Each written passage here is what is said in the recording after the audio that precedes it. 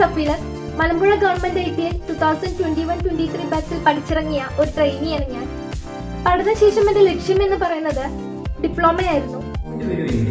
ഞാൻ Malampuzha government ITI 2021-23 draughtsman civil trainee ആയിരുന്നു. ഇപ്പോ ഗൾഫ് കൺസ്ട്രക്ഷൻ ഡ്രോയിങ് ഡിസൈൻ ചെയ്യുന്ന CO ബിൽഡ് ഡിസൈൻ എന്നൊരു ആർക്കിടെക്ചർ ഫേമിൽ ഡിസൈനറായി വർക്ക് ചെയ്യുന്നു. അതിന് കാരണം അവിടുത്തെ മികച്ച പരിശീലനം, അതോടൊപ്പം തന്നെ ദീർഘനേറിയ പ്രാക്ടിക്കൽ ക്ലാസ് മൂലം എനിക്ക് എന്റെ സ്കിൽ വളരെയധികം മെച്ചപ്പെടുത്താൻ സാധിച്ചു.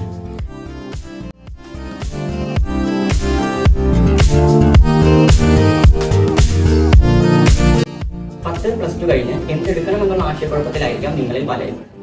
നിങ്ങളൊരു ടെക്നിക്കൽ ഫീൽഡാണ് ആഗ്രഹിക്കുന്നത് എന്നുണ്ടെങ്കിൽ 10th കഴിഞ്ഞിരിക്കുന്നവർ +1 +2 എടുക്കുന്നതിന് പകരം 2 വർഷത്തെ ITI കോഴ്സ് കഴിഞ്ഞ് ഡയറക്റ്റ് ലെറ്റ് വഴി 3 വർഷത്തെ ഡിപ്ലോമ എന്നുള്ളത് 2 വർഷം നിങ്ങൾക്ക് പഠിച്ചാൽ മതിയാവും.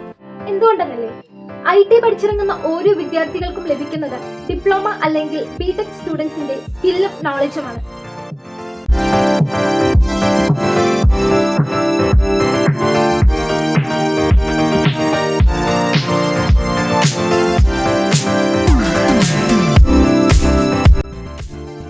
ദീർഘമായ ലാബുകളും വർക്കിംഗ് പ്ലാറ്റ്ഫോമുകളും ഒരു സ്റ്റുഡന്റിനെ അല്ലെങ്കിൽ ഒരു ട്രെയിനിയെ നല്ല സ്കിൽഡ് ട്രെയിനേഴ്സ് ആക്കി മാറ്റുന്നു.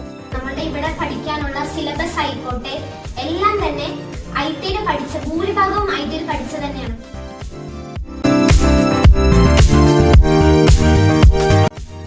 വേറെ ഏത് ടെക്നിക്കൽ എഡ്യൂക്കേഷന്റെ ഹയർ ക്വാളിഫിക്കേഷൻ കോഴ്സുകൾ എടുക്കാനും ഒരു ITI-കാരനെ പ്രാപ്തയാക്കുന്നു.